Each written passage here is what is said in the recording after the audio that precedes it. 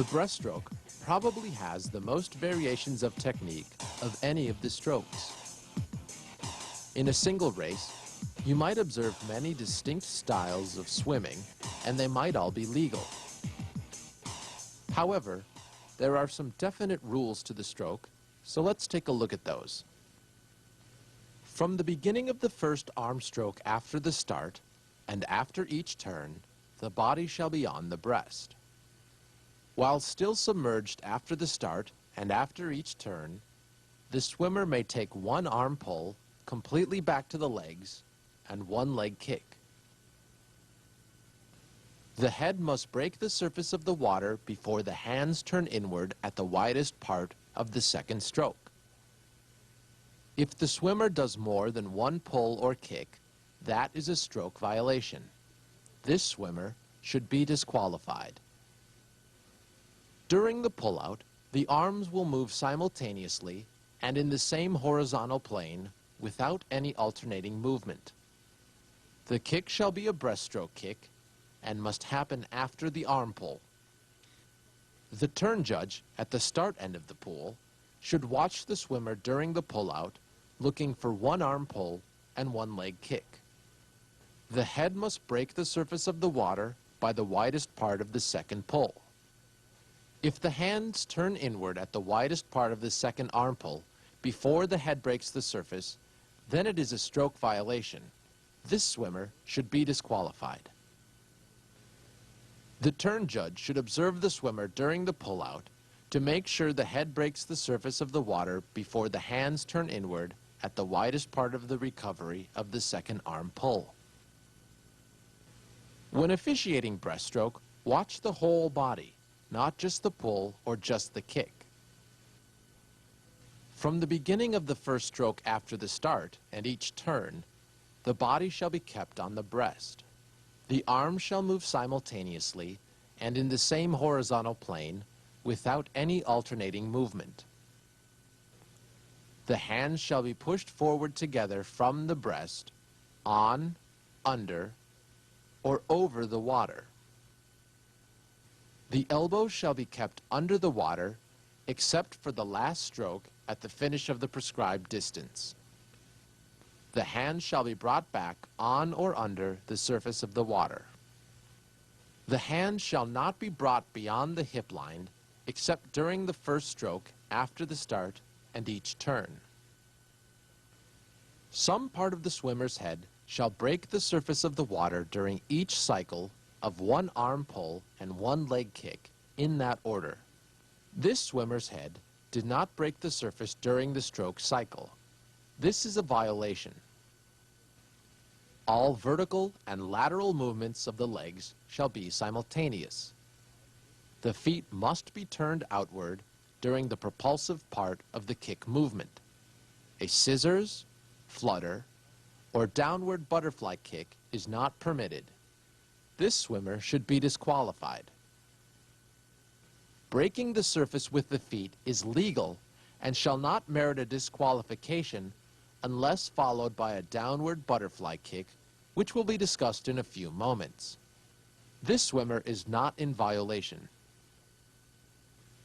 A legally swum breaststroke may look very different from swimmer to swimmer, but the one kick will always follow a single arm pull.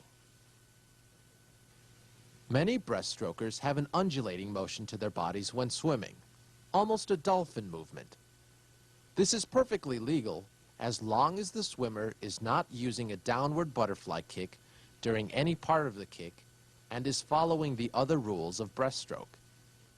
In fact, let's take a look here at two different swimmers, one swimming butterfly and the other breaststroke.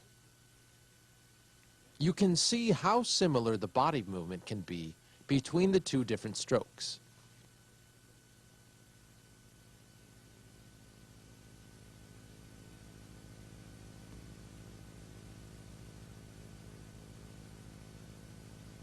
The similarity can lead to some confusion and difficulty when judging the breaststroke. It can be hard to tell whether a swimmer is doing a downward butterfly kick or if the feet are just following the hips as the knees pull them forward. Let's compare these three swimmers. The first is doing a legal kick. Even though the feet are coming down together in a manner similar to a butterfly kick, they are actually following the hips as the knees pull them forward. This second swimmer is doing an illegal kick. The downward motion of the feet occurs prior to the knees pulling them forward.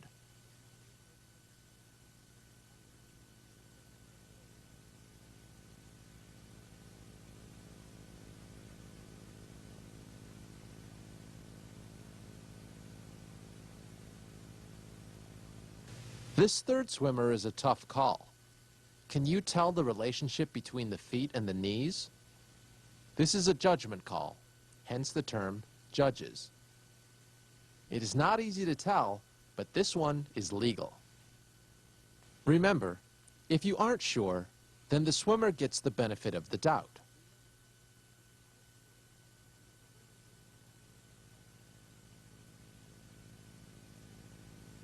At times, officiating can be difficult, and sometimes where you are on the pool deck will decide how effective your observation might be for a particular race. Let's look at the swimmer with the illegal kick again from different angles. From the back and side, you can see the downward butterfly kick occurs prior to the knees pulling the feet forward, but from the front, it is very difficult to tell.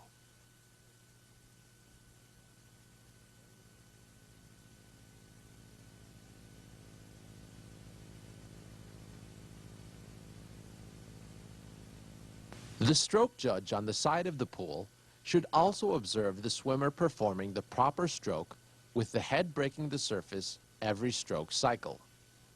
The best position from which to observe is slightly behind the slowest swimmer while watching the whole body. The turn judge should observe carefully as the swimmer approaches the wall for a simultaneous two-hand touch. The breaststroke turn is almost identical to the butterfly turn.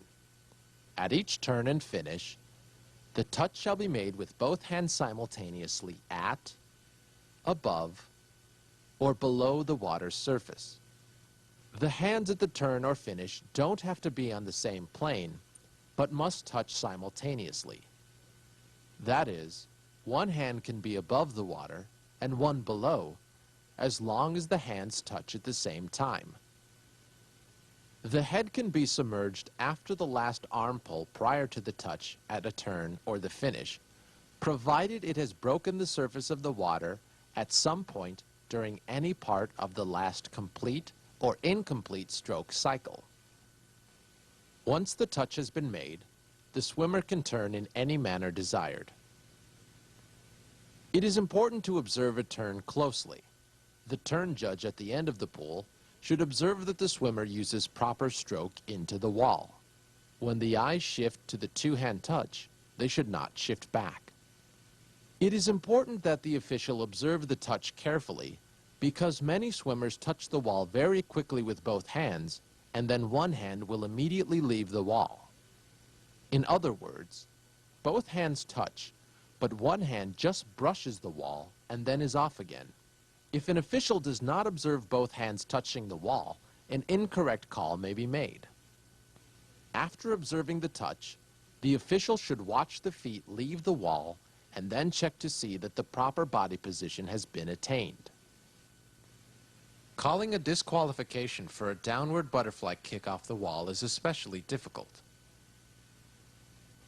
Body undulation and/or streamlining off the wall is normal and legal unless you actually see downward propulsive action of the legs and feet. These swimmers have normal undulation to their body movement.